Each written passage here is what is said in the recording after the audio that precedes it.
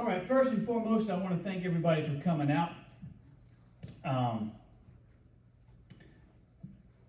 This is going to be difficult. This is not just like preaching. It's not just like coming up here and doing our leadership training and stuff we did. I have prayed for almost 10 years going through this, not to have any anger, not to have any bitterness. So many times I went to the altar and I asked God to take that from me. And so many times I left still angry and still bitter. And I don't want that tonight. Tonight's not about blaming anybody. Tonight's not about putting anybody down. But tonight's about sharing my story that I've never been allowed to share. Tonight's about telling the things that I've been through and that I've been allowed to be put through. So I'm going to share some things tonight. And again, it's all for the intention of telling my story so you can understand where I'm coming from. I have a couple of different angles for this. One, and I've invited some people from the county and stuff like that. I don't see them here, but they'll get a copy of the tape. I want to change the way our veterans are treated in the system. Now, I know we have a veterans court and it works very well. But if we have, and I'll get into this further in my story, but if we have a veteran that's a combat veteran with PTSD or traumatic brain injury, and that's allowed to be used against them in a family court or a civil case, I believe there should be a veterans advocate in that courtroom with them. If I stole a car or had a drug problem and I went to veterans court, I would have it. Why can't I have it if I have a civil issue or a family matter? So that's part of my reasoning for this. So,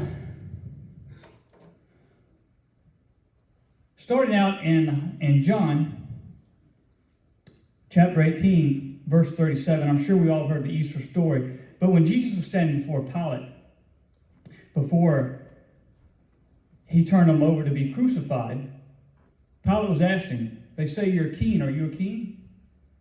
And he said, it is as you say. And he says, where's your kingdom? He said, my kingdom's not of this world. And so he tells Pilate, if you have known me, you have witnessed unto the truth. Everyone that hears my voice has heard the truth. And Pilate said, what is truth? So tonight my question is, what is truth? And if we have truth, what do we do with it? So tonight I'm going to give you some evidence of truth that has been ignored.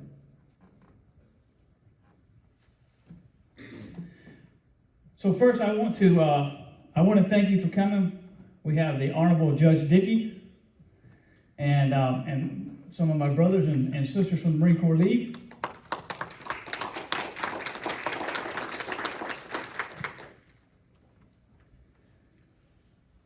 So I titled this, From Combat to the Courtroom, One Marine's Fight Against Injustice. And I want to start with some of my awards and things that when I was in Iraq and things I've done in the community. I've tried to show this in court before, and it's been objected as that I was bragging and they wouldn't allow me to show it.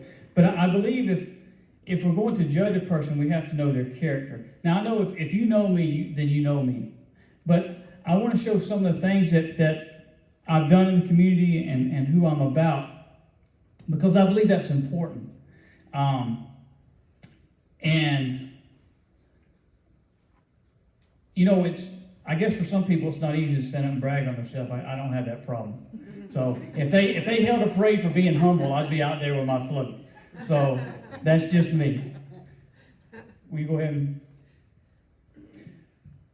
All right, so when I was 16 years old, April 30th of 1995, I got saved. I bowed my knee. I asked Jesus Christ to be my Lord and my Savior. At that time, I was what they call being on fire for God. I was excited. I was a new Christian. I wanted to just kick the gates of hell open and just change the world.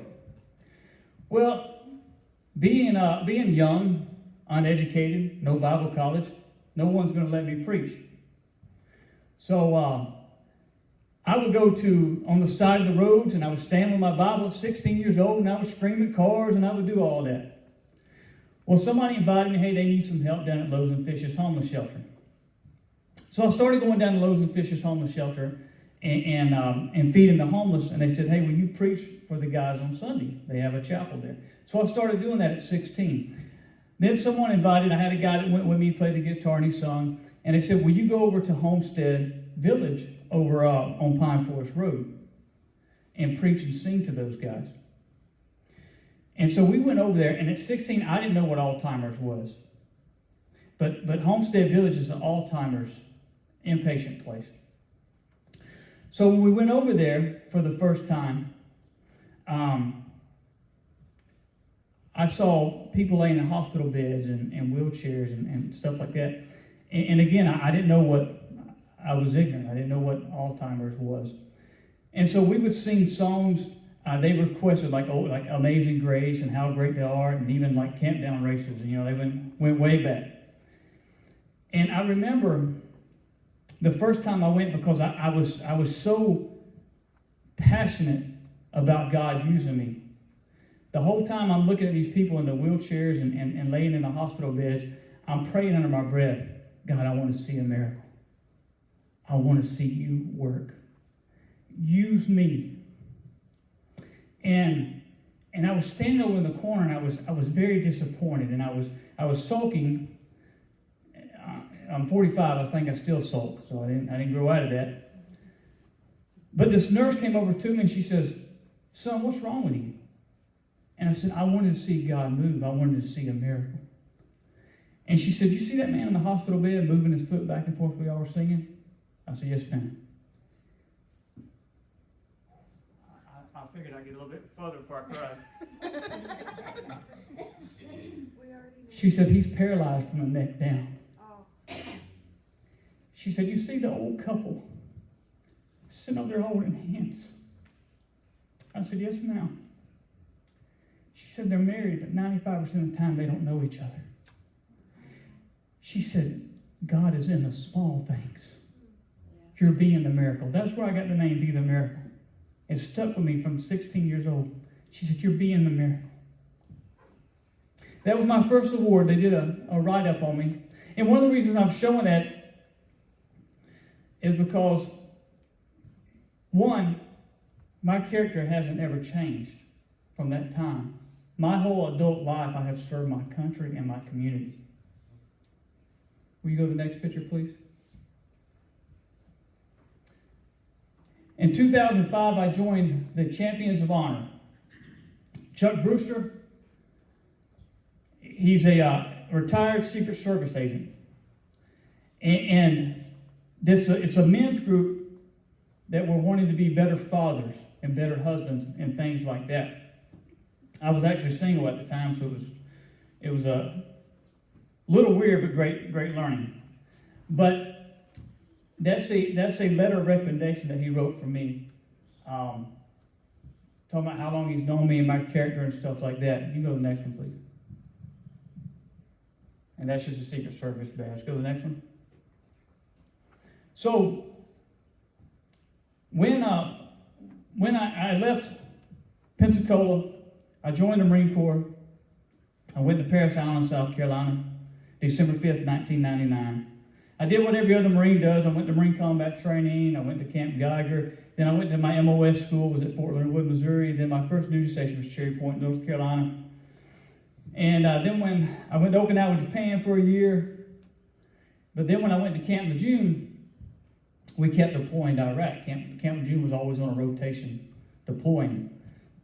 But this is a write-up, and I just want to read it real quick. Since his arrival to Jacksonville, North Carolina, the Marine Corps base Camp Lejeune in April 2000, Sergeant Chandler has constantly volunteered his service at the soup kitchen and homeless shelter.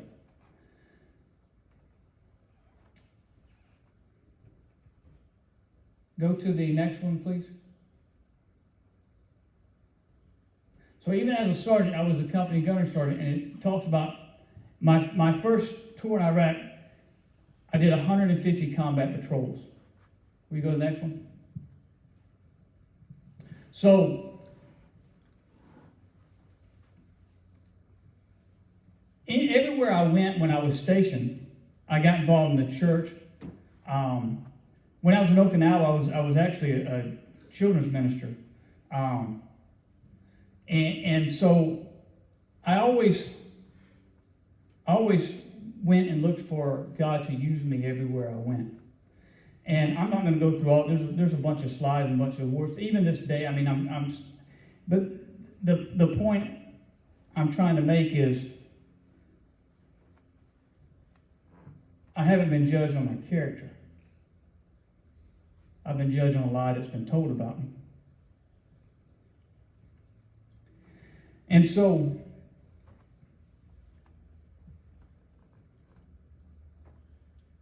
I deployed several times. I got a traumatic brain injury. I was getting ready to medically retire after 16 years. I came back home. This is my home. Pensacola is my home.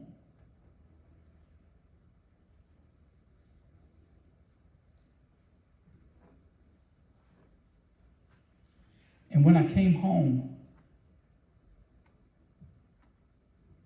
even though I wasn't in combat anymore, I was in the worst war I've ever been in.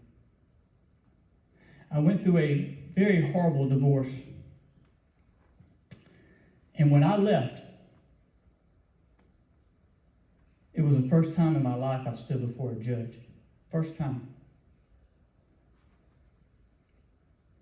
And that was a world I wasn't used to. The actual charge was unintentionally bumped into his wife. It later got thrown out, but I'm standing before a judge for the first time in my life. Here I am, I just got back from Iraq. I've served my country, I've served my community, and I have a state attorney that's looking me in the face and telling the judge, this guy's a trained killer. He doesn't deserve to be on the streets. He's a menace to this country. First time ever stood before a judge. And they put an ankle monitor on me and tracked me like an animal.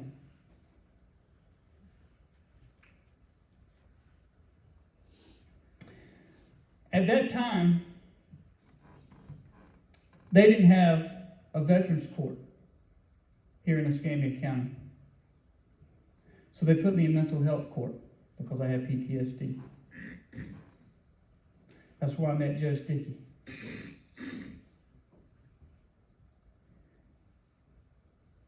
When I went in there, I was scared to death. I didn't know what to expect, but I knew what I've already seen. That's the first judge that thanked me for my service. And when I poured my heart out to her, and I said, this is not right, Your Honor.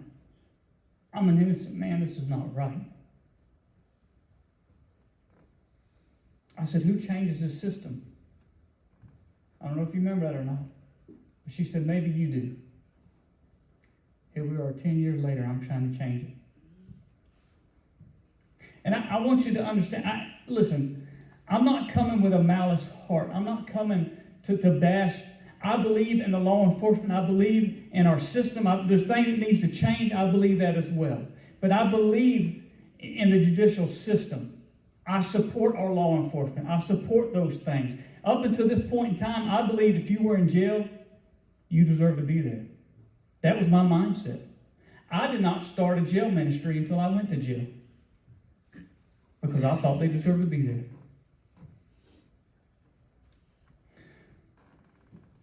You want to just turn a couple more, just see if we find a pretty picture. There's my 150 combat patrols. Well, look at that. I re-enlisted in Al-Assad, Iraq. They had a place out there. It was, going to Bible college and being in Iraq and seeing things like the Euphrates River. See, I love history. My wife is a math teacher. I'm not good at math. I can tell you there's one Mountain Dew there when there should be two, but I can tell you there's one there.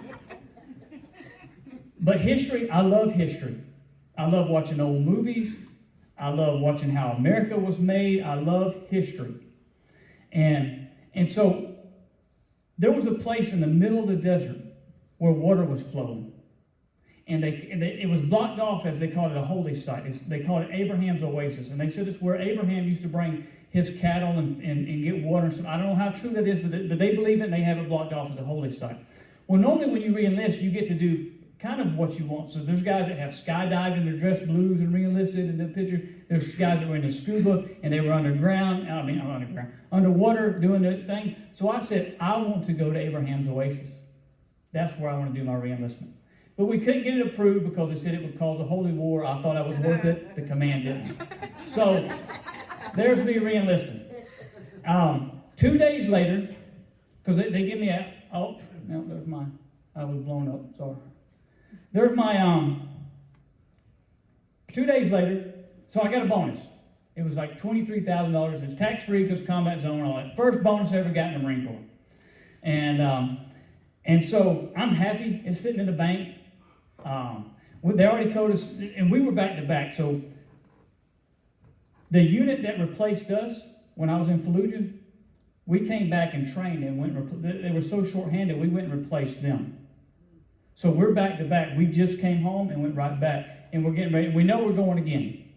So 2 days later after re-enlisting, the career planner, which is the guy that gives you orders and all that, he comes to me and says, hey, you got orders of recruiting duty.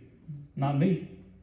Oh, no, you're going to recruiting duty. I said, I'm not going. I said, the guys are going back out. They're coming right back. We went from Fallujah to Al-Assad to going back to Fallujah. I said, I'm going back with my Marines. And they said, well, you're going to turn that bonus back in. And your re-enlistment don't count. So we got back September 2008. By December, I was supposed to be, or not supposed to be, I was at recruiting school in San Diego, California.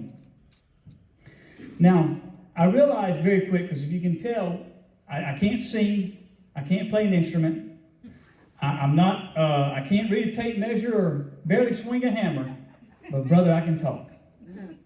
I've been preaching since I was 16. I graduated top of my class in recruiting school. I mean, you got big bodybuilders that were shaking and crying because they just couldn't talk in front of people. And I realized then, man, they going to pay me to talk? So, graduated top of my class. They said, where do you want to go? I said, I want to go back home. I want to go to Pensacola. Number one recruiter all 3 years. Had a real good time. A lot of hours, a lot of stress. But it was a great, successful tour. And then I left and went back to New River, North Carolina, where they medically retired me out. So, and I know I'm kind of jumping around. I got a lot of notes, but I'm trying to speak from the heart, if that's okay. So, when I came home, and I went through that, I was going through the divorce, I left. Now, and I want to say this before I forget it, but all my charges were dropped. But I had to go through the nonsense. So the second time I was arrested for domestic violence, said she had a scratch on her nose. So I went and spent a weekend in jail. Again, I got out with an ankle monitor. I moved out. I got me my own apartment. And while at that apartment, she broke into my apartment. While having a restraining order against me, she broke into my apartment. She broke my nose and blacked my eye. She said I pulled her hair while she was in the apartment. That was my third and final domestic violence arrest. So my mugshot, I got a broke nose and a black eye, but I'm arrested for hair pulling. So my 3 domestic violence, unintentionally bumped, scratch on the nose, alleged hair pulling, we can arrest any kid on any elementary school playground today for it. But I had an ankle monitor and was deemed violent and dangerous because of that. I was arrested 8 times. The other arrests were for violation of restraining order, not for going around or for text messages they deemed were not about the kids. And so that's another thing that I believe we need to change in our law and our system. It's easy for some people to go down and get a restraining order, and in a divorce case, that gives them the house, the kids, and all the control. And I'll tell you, when I went to jail for the alleged hair pulling, I stood there, and she's no longer a judge, but I stood before Judge Williams. And I was told that she can't violate her own restraining order.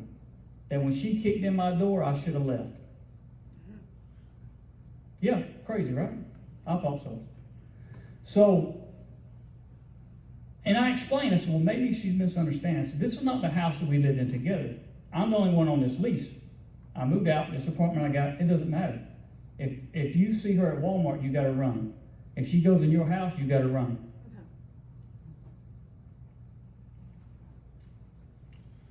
It's an uphill battle.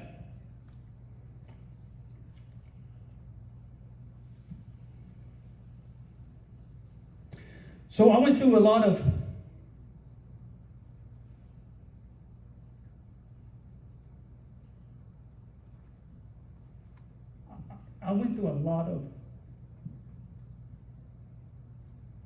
crushing moments. I went through moments that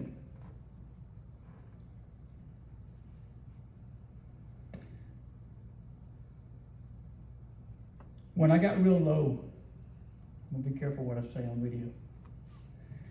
When I got real low and I had no more hope,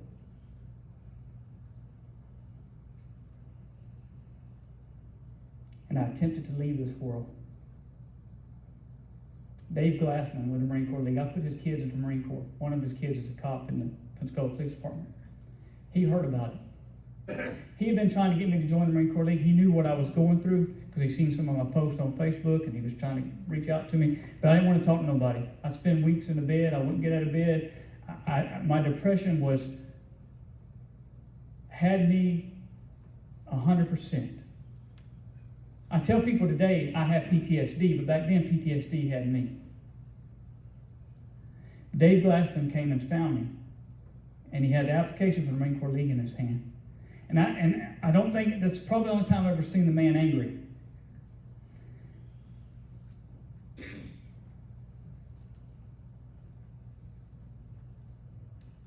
But the Marine Corps League saved my life. Because he said, you got to get back. He kept telling me, he would reach out to me, send me a message on Facebook, you got to get back with your brothers. You got to get a mission again. You got to get up and do something. We can help you. Just let us help you. And I would ignore him, and I would ignore him. He found out where I lived in that apartment. And let me tell you, you talk low of low. The ankle monitors are very expensive. If I believe correct, I think they were $350 a week, plus all my court costs, plus my attorney fees, plus all that. I had to file bankruptcy in 2015. I lost everything. I went from a brand new 2014 Chevy Silverado to a 1998 Grand Marquis with an ashtray and a tape player. I went to a yard sale and found a judge's tape for 25 cents. Baby, we were listening to Love Could Build a Bridge all the way from Foley to Pensacola.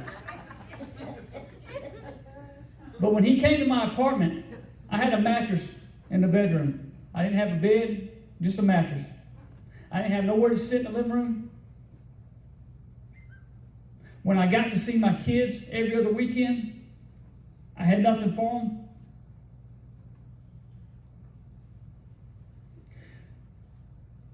And I felt so ashamed.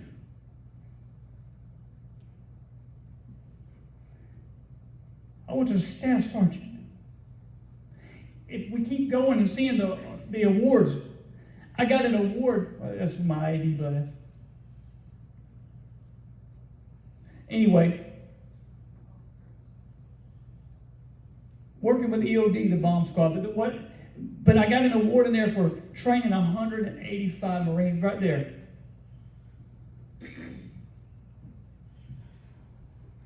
For training 185 Marines to go to Iraq. I'm sorry, 180.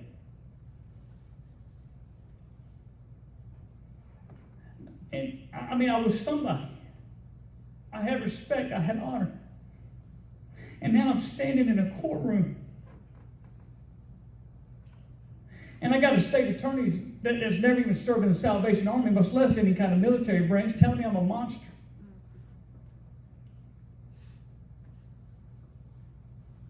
I'm living in a room with a mattress on the ground. When I get my kids, I can't take them nowhere. I can barely feed them. Because if I don't pay the monitor, I go back to jail. If I don't pay the court costs, I go back to jail. I was an ordained minister. But you know, in the book of Ephesians, chapter 6, starting verse 10, it talks about the armor of God. And if you're a Christian, you've ever heard the armor of God, it talks about the helmet of salvation, the breastplate of righteousness, the belt of truth, the sword of the Spirit, which is our word, and the shield of faith. And it talks about the shoes of the gospel and peace. We're supposed to be going and giving the gospel and peace. Well, I was beat down so much by what was going on. And I got so angry. And let me tell you something about anger. That's why I don't want this anger. I don't want the bitterness. I want to be able to forgive, and I want to love those that hate me and that hurt me, because that anger is like a cancer. And it gets in your heart, and it'll destroy everything about you. And I was that close. If you could take a magic marker and you colored where the poison of the anger was, it was all the way up to here. And I laid down that shield of faith. I no longer had the faith. And I got angry with God. And I said, where are you? I literally shook my fist to the heavens. Where are you? Why have you forsaken me? Why am I going through this? And I got mad and bitter. And then I started putting stuff on Facebook, which was stupid. It was true, but stupid. I got petty and childish. Everything became about revenge. It became about getting even. It became about exposing people for who they are and proving my point. And if 100% is destruction, I was at 99. And 1 foot was already over. Then I met my wife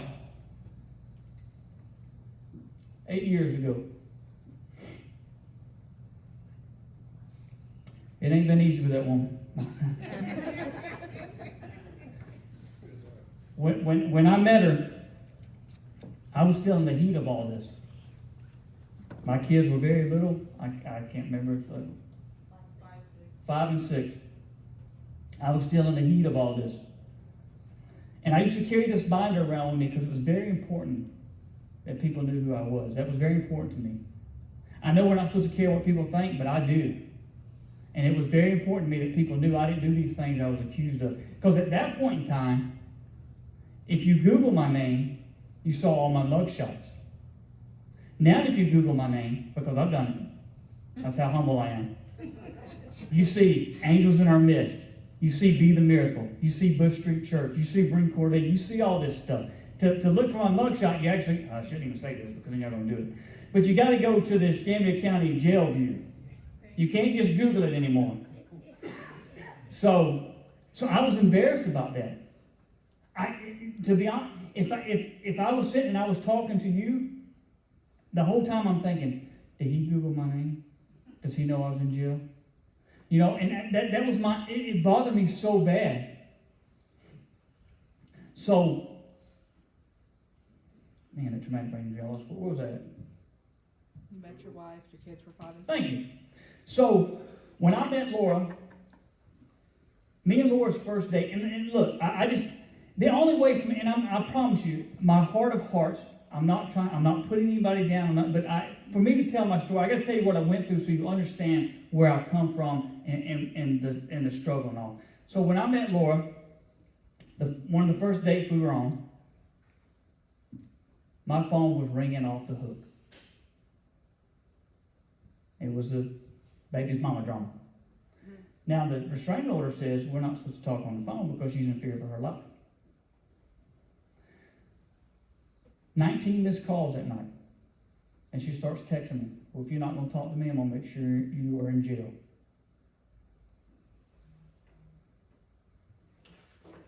Everything I'm saying, I got right here. Laura didn't believe I was divorced because she's cussing me out on the phone. How dare you be on... She's living with another man now. How dare you be on a date? How dare you do this? I lived in Foley at the time. She didn't believe I was divorced. She said, there's no way. There's no way a woman acts like that and you're divorced from her. I had to drive all the way to Foley to get my divorce papers. Drive all the way back to Pensacola. So, because I actually liked the woman I was with now. So I made the drive and showed her. And at that point in time, I opened my binder. This is what I'm dealing with, Laura. If you want to be a part of this, this is what it is. This is what she sent me. This is what she said. This is what she continued. Here's all the voicemails. Here's the videos of her coming to my house. This is what I'm dealing with. Now, see, one of the problems I have, and so many people told me, just walk away from your kids. They'll find you when they're 18. I got that advice over and over. Why do I have to walk away from my kids? Because she can't act right? Or, you're being selfish. It would be better for the kids if you would just walk away so they're not drug in the middle of this. Over and over I was told that.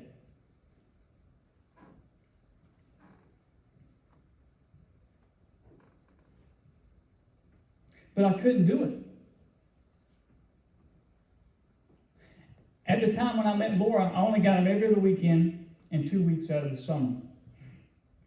So I would go twice a week and eat lunch with them.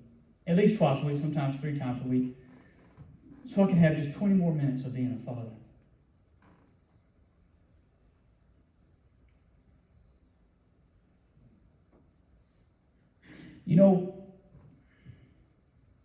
I hate to talk about this part because, again, I worry about what people think. 15 times Children and Family was called on me for molestation. 15 times. Nothing ever found, but you know what it's like to be a father and be afraid to hug your little girl? To be afraid to give your 4-year-old a bath? And when they come in, they say, have you ever inappropriately touched your children? Well, no, I haven't. Have you ever spanked them? Well, yeah. Where? On the bottom. That's inappropriate. You're a man.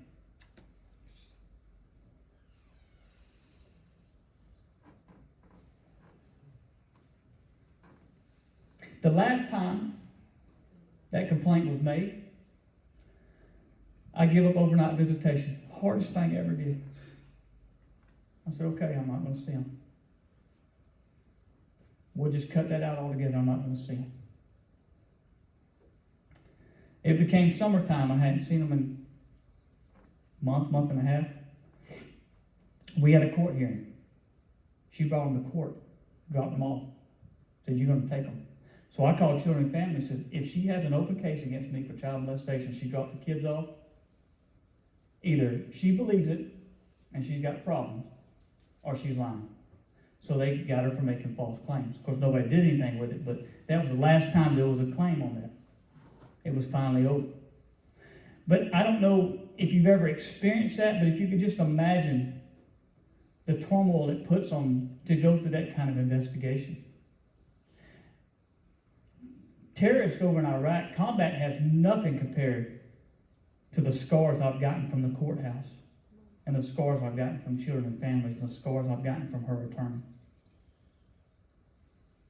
Al-Qaeda's got nothing on them. They've caused me more mental and emotional and physical damage than I ever got in the service.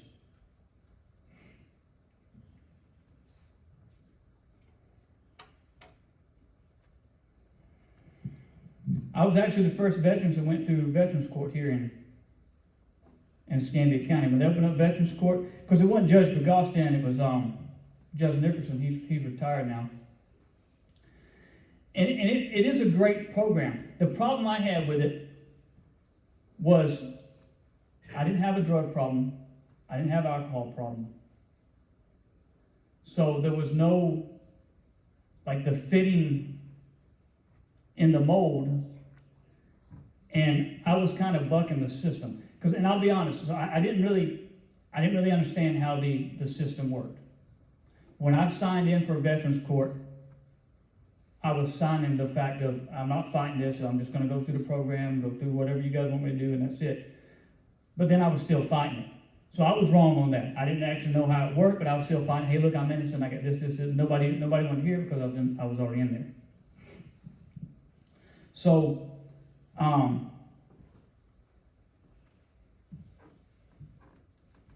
Yeah, so when I met Laura and I showed her this stuff and we tried to bring some stability to the kids and to their life, I still had a lot of problems. At that time, I was on about 15 different pills from the VA. When you come back from Iraq, they call it a combat cocktail. I had something for nightmares, something to go to sleep, something to wake up, something for PTSD, something for anxiety, something for depression, and then something to help my liver because of what all the medicine was doing to it.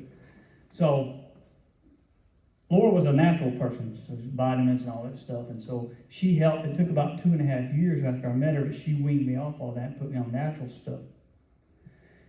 And so things, I started getting stability. I started getting my life kind of back in order somewhat. It was still chaotic.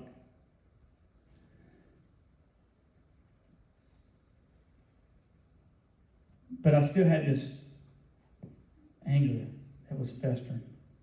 I had this bitterness that was eating away at me. And at that time, I was still doing things in the community and I was still trying to be a minister, but I was falling apart. I couldn't be productive because I was so broken. And I've always said it, and I've said it here 1,000 times, when that broken people or hurting people hurt people. And I couldn't be successful because I was just falling apart, and I couldn't put the pieces back together no matter how hard I tried. And I couldn't understand this system that I get in. I couldn't understand this world. I was like, if I was still in the Marine Corps, I could go to my sergeant major and say, this is what's going on, and they would have put an end to it. But there was nobody here to put an end to it. There was nobody here to stop it. There was nobody here to help me. And I stood before a judge, and I said, can't you help me? And I showed him all the paperwork and said, look what she said. She said she's at my house. She's watching me. Look at these text messages. Look at this. And they said, nothing we can do. And I said, how can you not protect me if you can punish me? And I felt so hopeless.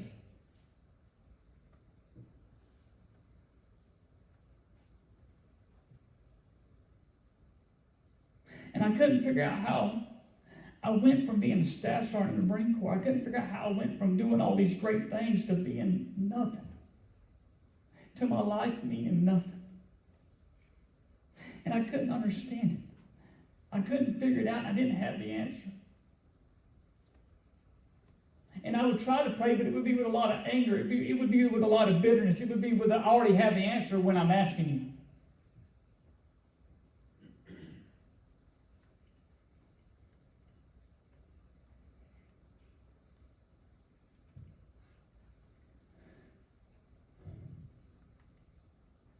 I started to try to get back in church. I knew that God had called me. That's why I started preaching at 16. I knew that there was a calling on my life, and I knew I wasn't doing what God had called me to do. And even though, you see, all of us face some kind of injustice. Every one of you's been hurt by something. At that moment in time when we're falling apart, we think it's just us. And everything is all about me. But we've all had that kind of something that's happened to us that hasn't been right, that has not been fair. And if we hold on to that, and that's what I was doing. See, God was trying to take it away from me. But I had the right to be angry. If he took it away, I had to forgive. I wasn't ready for that. They don't deserve forgiveness. They deserve the lightning bolts and the thunder. And that's what took so long for me to go through that healing process. Because I held on to it. It was my anger. It was familiar. I was familiar with that pain. At least I knew that was going to hurt me.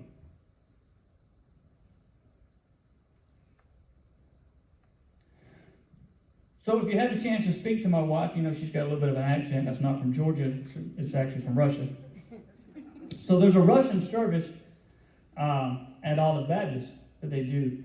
And they wanted me to come preach. And before you get too impressed, I don't speak Russian. I had to have a translator. But I went to preach one Sunday. And as I started, I felt all this inside me. And I don't know if you believe in Christ. I don't know if you don't. If you do, don't. But when you feel God's presence on you, everything that's not of God starts to move out of the way. And before I could even preach, I just started bawling. And I said, I'm sorry, I can't preach. I said, I got so much anger and so much hatred in my heart. And I don't know what them Russian men were saying. They could have been calling me the biggest idiot in the world, but they hugged me and they prayed over me, and I felt it break that day. Now, has it come back? Absolutely. Have I had to lay it down again? Absolutely. But when you talk about a breakthrough, I actually felt something break off my heart that day. And I want to tell you, because I made so many mistakes along this path and along this way.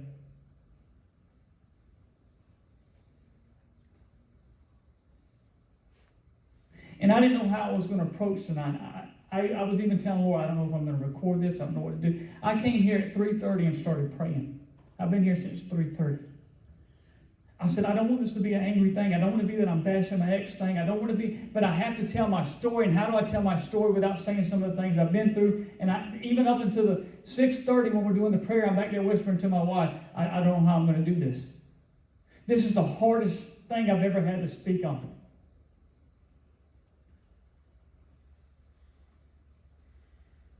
But I made so many mistakes along the way because I took my eyes off the Lord. There's a story in the Bible where the disciples are sleeping in a boat and there's a storm all around. It's rocking the boat. There's water getting in the boat. And they're scared they're going to drown. And they see Jesus walking on the water. And the Bible says that they were scared at first. And he said, don't be afraid, it's me. And Peter said, Lord, if that's you, call me to come out there with you. And Jesus said, well, then come. And Peter walked on the water. Only person in the Bible that talks about walking on water other than Jesus. And the Bible says a storm started going around. And Peter took his eyes off the Lord and he started to sink. And he hollered, Lord, help me. And Jesus picked him up. He said, why do you have little faith? Oh, you have little faith. And so during those times in our life and the time in my life, I took my eyes off of the Lord. And I didn't only sink, I was pouring water over my head. I was helping the devil destroy my life. And sometimes that's what we do. And we want to blame the devil for everything that goes wrong when we're our own worst enemy.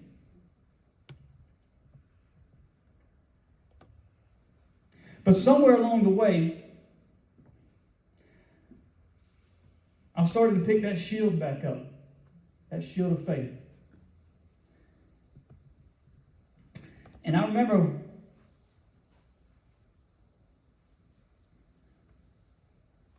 2 days after that was the last, no, 2 days after that, it wasn't the last time I got arrested. That was in 2017.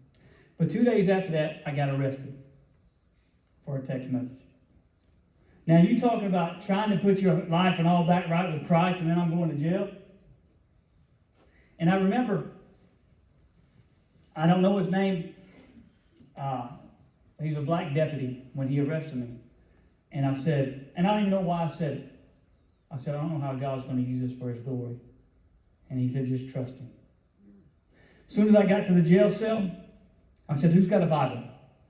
Somebody says, I do. Now, I was pretty popular there because I had my retirement, so I still got paid. So I was buying all the chips and what they call them, soups. The Roman noodles, they call them soups in jail. Getting the soups, the chips, candy bars, all this. So I was very popular. So, and so somebody gave me a Bible. I started a Bible study twice a day. I was there for 3 weeks over a text message.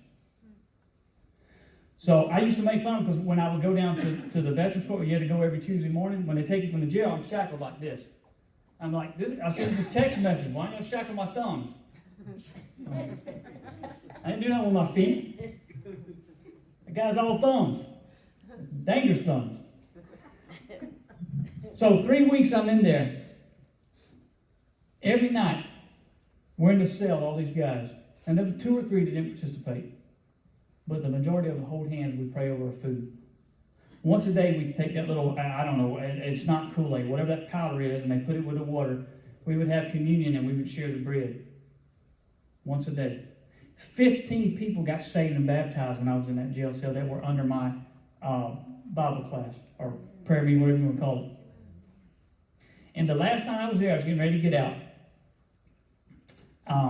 They brought two, and our cell was very peaceful.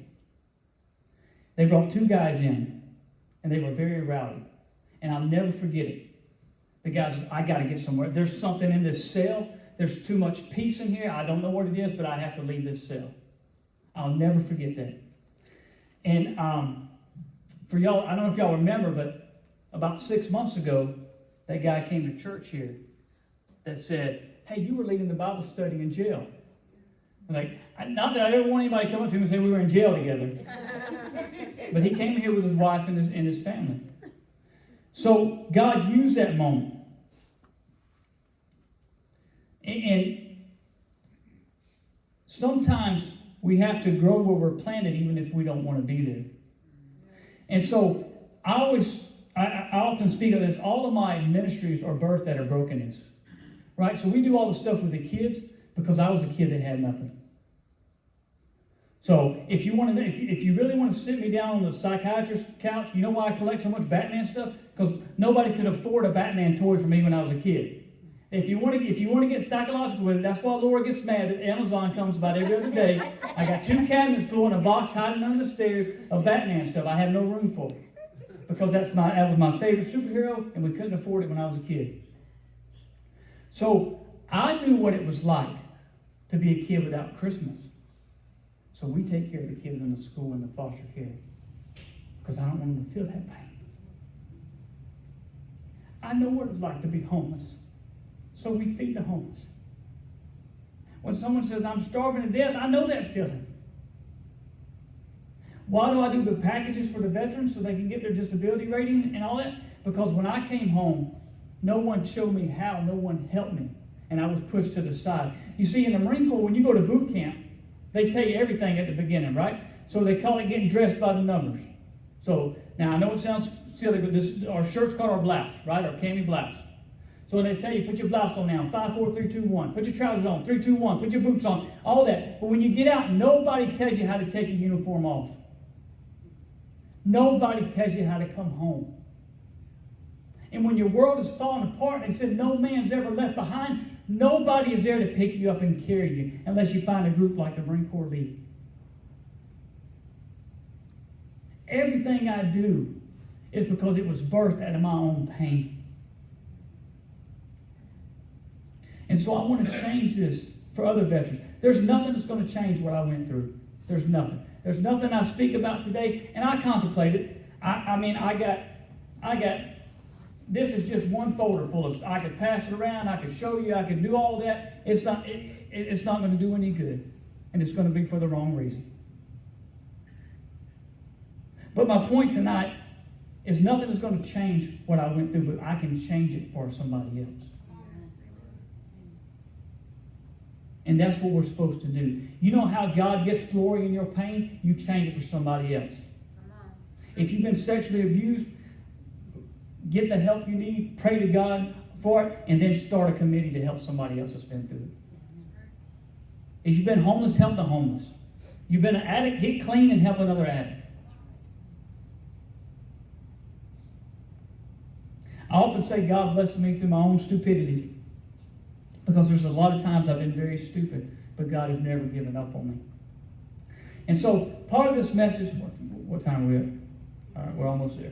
So part of this message, so it was called From Combat to the Courtroom. The part I left out, I'm going to give you real quick, is back to the cross. Because I got real dark. I got real bitter and angry, as I talked about before. And I briefly went over how, I picked the shield of faith back up and all that. But it's deeper than that.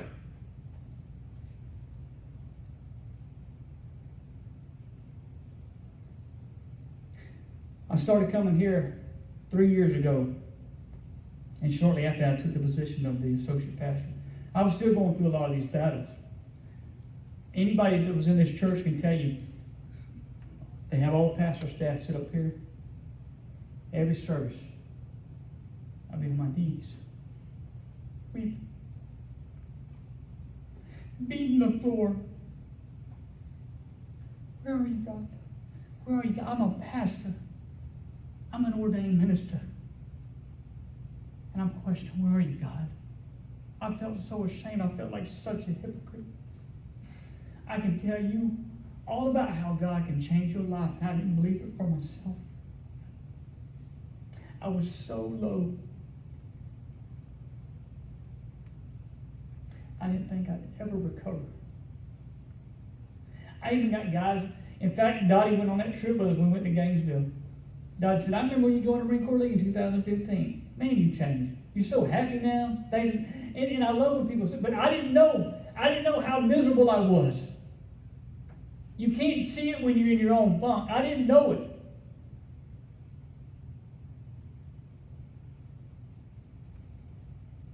But I would beat the floor and I would cry out.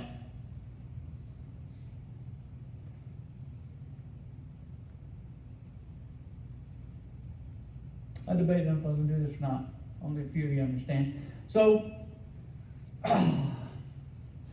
Marines have what we call a war cry, right? Our war phase. They tell us we have to have a war phase. We learn it at boot camp.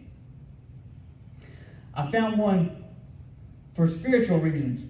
Because whether you know it or not, so we got a spirit man and a physical man. Your spirit man's a warrior also. All right, he's a warrior for Christ. Now we fight different battles. We fight with prayer. We fight with the word. We fight with fasting. We fight like that. But he's a warrior, no doubt. So there was times where I would be by myself. I used to come up here by myself, and when nobody was here, and I would just pray. I would scream. I would hit the floor. I would cry. I would do whatever I could to try to get a hold of God. And I always pictured, when we talk about Easter, we talk about Jesus' crucifixion. But I always like to go back to in the garden when he was praying. And the Bible says he cried out, God, if there's any way for this cup to pass from me, please let it pass from me. But he went back to say, but not my will, but thy will. And that's kind of how I was at. I would do my war cry, God! Where are you? I don't want to go through this anymore. I can't handle it. I give up. I quit. I'm not going to do it anymore. And I'm going to be brutally honest with you because maybe some of you have been there. I'd be right there. I'm not going to serve you anymore. You're not there for me. I'm not going to be there for you. You didn't protect me. You didn't protect my character. And once I got through screaming, and I'm in here all by myself, the lights are out. One time a tree fell back there. It scared me to death. My Lord, I thought he done come and got me. But once I got through screaming, I'd hear that small, still voice. I've never left you. I've never forsaken you. Get up. And if I can encourage you with anything today,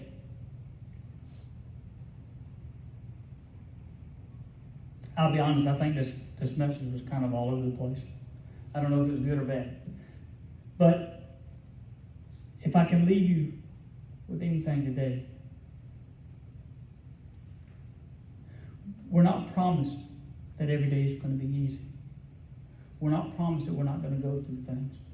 We're not promised we're not going to face injustices and unfairness. But we are promised that God will go through it with us. And it doesn't matter if you lost a loved one too early, or if you've been through what I've been through, or if a family member turned their back on you. Hurt is hurt and pain is pain. But the Bible says that God is near the brokenhearted. He is near those that are crushed in spirit. The Bible also says he restores everything the enemy has stolen and gives you more than you had. So with that being said, she always stays in the background. She don't like to be up there in the spotlight like I am. But even like when we do the Christmas bags, you always see me post me out delivering it and all that stuff. She's putting 400 bags together for me to go deliver them. She's buying the stuff and putting it together, and here's 200 boys, here's 200 girls, and so Lord don't ever like to be in the spotlight. And she got upset with how I dressed tonight. She said I dressed myself, but I wanted to give you these. You have to come down and get them.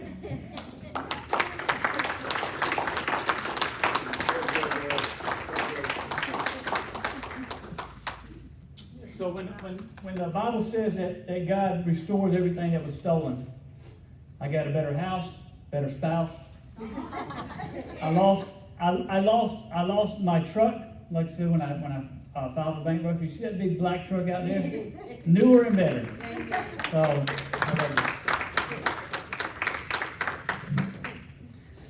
so as I'm closing, I just want to say, I don't know what you expected tonight. I didn't even know what to expect tonight. So, but I appreciate you listening to my story and let me explain what I've been through in the system. And we can't change anything in the past. All we can do is make the future better. And that's what we want to do. So I appreciate your time. I know it's very valuable. I appreciate you listening to me. And we're going to close out with, if anybody has any prayer requests or anything like that,